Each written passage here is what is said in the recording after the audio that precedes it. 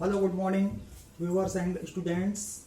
आज मैं आपको जो टॉपिक पढ़ाने जा रहा हूँ वो जीआईटी स्टडी का एक स्पेशल रेडियोलॉजिकल प्रोसीजर है, जिसमें जीआईटी के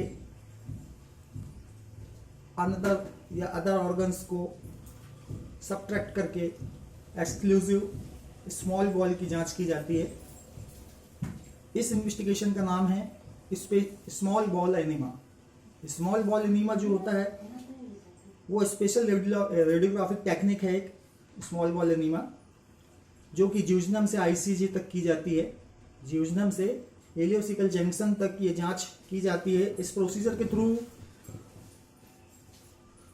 स्मॉल बॉल की स्ट्रक्चरल और फंक्शनल एबनॉर्मलिटीज को एवल्यूट किया जाता है। इसमें बैरियम को ड्यूडनम के थ्रू इंट्रीब्यूशन करते हुए, ड्यूडनम में इंट्रीब्यूशन करते हुए स्मॉल बॉल तक इंजेक्ट किया जाता है बैरियम को। इंट्रोस्लाइसिस, इंट्रावेस्टिगेशन स्मॉल बॉल डिजीज की एक्यूरेट डायग्नोस के लिए ये जांच की जाती है, जिसका नाम है स्मॉल बॉल एनीमा। यह एग्जामिनेशन जो होता है 2 मेथड्स से होता है। वो 2 मेथड्स कौन कौन से हैं? एक है सिंगल कंट्रास्ट स्टडी और दूसरा double contrast study. Single contrast study जो होती है, इसके थ्रू स्मॉल इंटेस्टाइन डिसऑर्डर्स और एबनॉर्मलिटी को एवल्यूट किया जाता है सिंगल कंट्रास्ट स्टडी से। जबकि डबल कंट्रास्ट स्टडी जो, इसके थ्रू म्यूकोसल डिटेल्स को एवल्यूट किया जाता है। म्यूकोसल डिटेल्स को एवल्यूट किया जाता है। स्मॉल बॉल की जो एनाटॉमी है वो होती है, इंडिकेशंस हैं जो वो इस प्रकार से हैं। Inflammation of GI tract, GI tract में इन्फ्लेमेशन है, उस परिस्थिति में जांच की जाती है। दूसरा अल्टर्ड बाउल हैबिट। तीसरा anaemia, GI bleeding due to intestinal vice, chronic pain in abdomen और वेट लॉस। साथ ही suspected mass and lesion in small intestine. Small intestine में कोई भी मास या लीजन को एवल्यूट करने के लिए, डायग्नोस करने के लिए जो जांच की जाती है उसको कहते हैं स्मॉल बॉल एनीमा। अब आते हैं अपन कंट्राइंडिकेशन की, किन परिस्थितियों में इस जांच को नहीं किया जा सकता, स्मॉल बॉल एनीमा को किन परिस्थितियों में नहीं किया जाता। तो कंट्राइंडिकेशंस में है सस्पेक्टेड परफोरेशन। सबसे पहला कंट्राइंडिकेशन, अगर सस्पेक्टेड परफोरेशन है, इंटेस्टाइनल प्रॉब्लम है, तो इस जांच को, इंटेस्टाइनल परफोरेशन है तो इस जांच को नहीं किया जा सकता। दूसरा सस्पेक्टेड ड्यूडनल ऑब्स्ट्रक्शन, ड्यूडनम में कोई ऑब्स्ट्रक्शन है, कोई रुकावट है, तो ये जांच नहीं की जा सकती। इसके बाद एलर्जी टू बैरियम सल्फेट, अगर बैरियम सल्फेट से एलर्जिक रिएक्शन है तो भी ये जांच नहीं की जा सकती। और सस्पेक्टेड प्रेगनेंसी, साथ ही constipation and destination due to paralysis of the intestinal muscles. Intestinal muscles में पैरालिसिस ठीक के कारण कॉन्स्टिपेशन या और डिस्टिनेशन, ये प्रॉब्लम हो तो ये कंट्राइंडिकेटेड होता है स्मॉल बॉल एनीमा करना। ठीक, इक्विपमेंट कौन कौन से यूज होते हैं इसमें? इक्विपमेंट जो यूज होते हैं वो होते हैं fluoroscopic unit with, X ray table, recording device और साथ ही बेल्वियो Dotter tube with Dotter tube with side holes and guide wire. ठीक, गाइड वायर के साथ ये ट्यूब चाहिए होता है। साथ ही BaSO4 सस्पेंशन।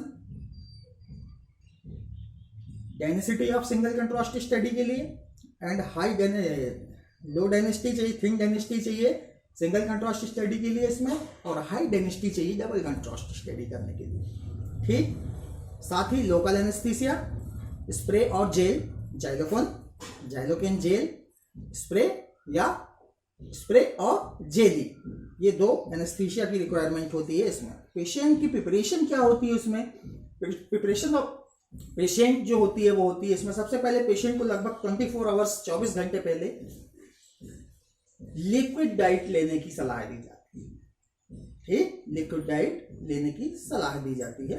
दूसरी प्रिपरेशन में रेडियोलॉजिस्ट पेशेंट की प्रीवियस इन्वेस्टिगेशन, जो प्रीवियस इन्वेस्टिगेशन होते हैं पेशेंट्स के, उन प्रीवियस इन्वेस्टिगेशन की रिपोर्ट को चेक करते हुए पेशेंट को पूरे प्रोसीजर के बारे में डिस्क्राइब करते हैं। उसकी जो प्रीवियस में इन्वेस्टिगेशन हुए हैं उसको चेक करते हैं और उसको जो जांच होनी है, जो प्रोसीजर होना है उसके बारे में पूरा उसको डिस्क्राइब करते हैं, उसको पूरा बताते हैं।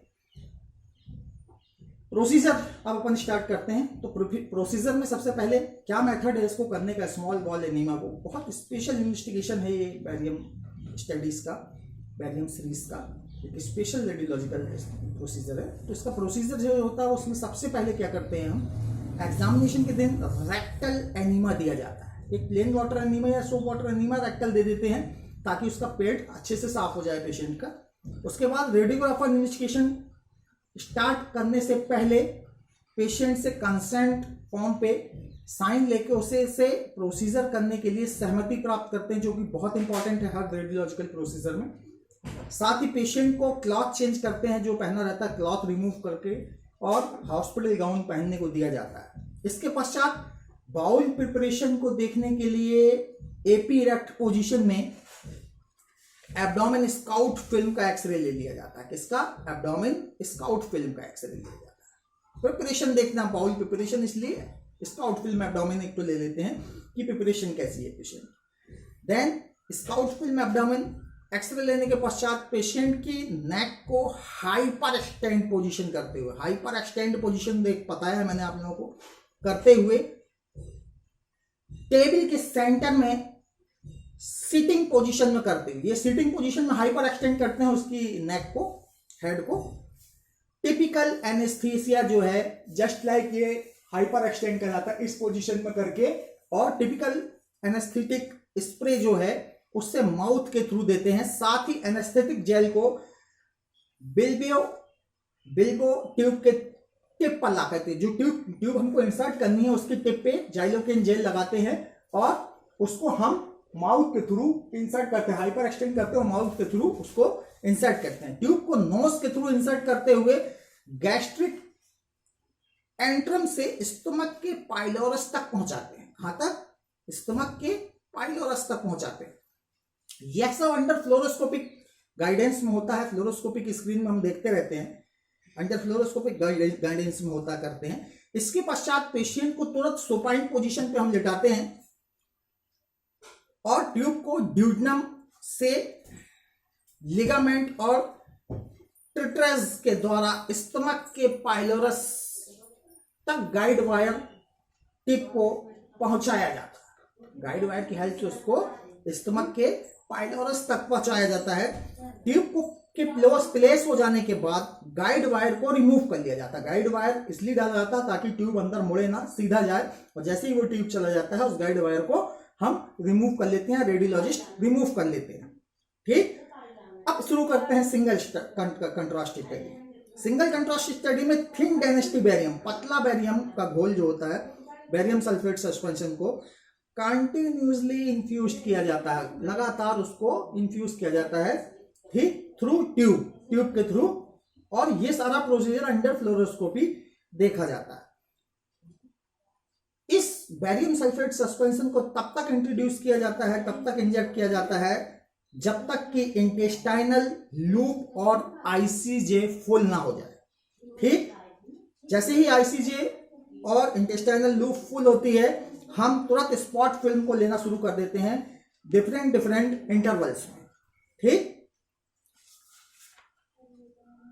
इस तरीके से स्पॉट फिल्म लेने के बाद अब की जाती है double contrast study. Double contrast study में लगभग 500 ml high density low viscosity BaSO4 suspension को ट्यूब के थ्रू अंडर फ्लोरोस्कोपी कंटिन्यू इंफ्यूज किया जाता है। जब बैरियम प्रॉक्सिमल इलियम तक पहुंच जाता है, कहां तक? प्रॉक्सिमल इलियम तक पहुंच जाता है, तब मेथाइल सेल्यूलोज को 100 ml पर मिनट के रेट से तब तक इंफ्यूज करते हैं बैरियम सल्फेट आईसी, जब तक बैरियम सल्फेट आईसीजे तक ना पहुंच जाए। ठीक, तत्पश्चात पेशेंट को तुरंत जैसे कि पहुंच जाता है बैरियम, ठीक, आईसीजे तक तुरंत पेशेंट को प्रोन पोजीशन में और सोपाइन पोजीशन में, दो पोजीशन में, प्रोन या सोपाइन पोजीशन, प्रोन और सोपाइन दोनों पोजीशन में पोजीशन करते हुए टेबल पर हम फुल लेंथ एक्सरे ले लेते हैं एब्डोमेन रीजन का। इस तरीके से ये स्मॉल बॉल एनीमा जो है खत्म होता है। आफ्टर केयर क्या होती है, इस इन्वेस्टिगेशन खत्म होने के बाद पेशेंट को एग्जामिनेशन के कंप्लीट हो जाने के पश्चात एग्जामिनेशन रूम छोड़ने को कहा है। कॉन्स्टिपेशन को अवॉइड करने के लिए पेशेंट को फ्लूइड इनटेक को इंक्रीज करने के लिए सलाह दी जाती है। पेशेंट को इन्फॉर्म करना जरूरी होता है कि उससे अगले 3 से 4 दिन जो मोशन होगा वो व्हाइट कलर का होगा, उससे घबराने की बात नहीं है। इस प्रकार से ये स्मॉल बॉल एक स्पेशल रेडियोलॉजिक टेक्निक समाप्त होती है, कंप्लीट होती है। Thank you.